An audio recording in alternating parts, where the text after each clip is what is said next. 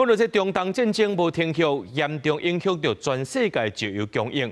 国内有这药厂呢，顶礼拜就发出通知啊，讲这战争对因造成影响，未来会看客户落订单的时阵，根据着这原物料的计数来做调整。另外，有外国媒体报道讲呢，未来10天内呢，这坡湾的液化天然气供应就会登记，特别是这亚洲国家，也包含咱台湾在内，拢会无货。不过，咱的元素是强调讲，到5月底进程已经完成调度，6月开始大升增加美国甲澳洲等所在的天然气入来。上面封壳的这个部分也都是塑胶的制品，所以像它这个比例就会非常大。在药药药水部明起甚至大细罐生理盐水，比较常常看到的医材包装拢用到塑胶。中东战回滚价即马也受到医药界，有制药公司广告已经收到塑胶类产品，亲像塑胶条、管啊、酒精烫这起价通知。未来产品介绍会照顾客落单时原物料介绍来启动调整。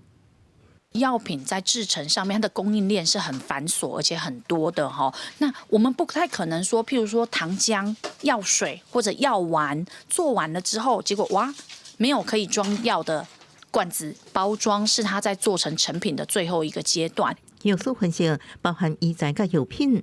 拢面临两大状况，首先是塑胶包材起价成本称悬，相关产品也对得起。若塑胶制品增贵，厂商无法度包装成品，都无法度出货。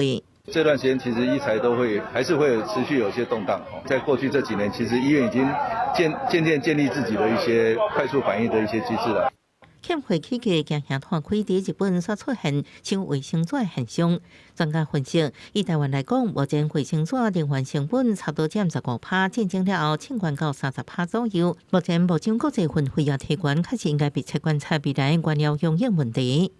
第一个成本高涨，那另外还有可能就是说，你的原物料可能会没办法及时补库存。那在5月底之前，台湾的天然气供应都无虞。目前所有的一些业者都已经超过我们安全存量。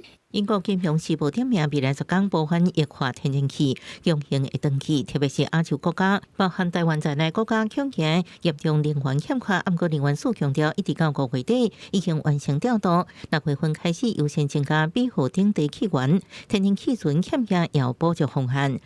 记者综合报道。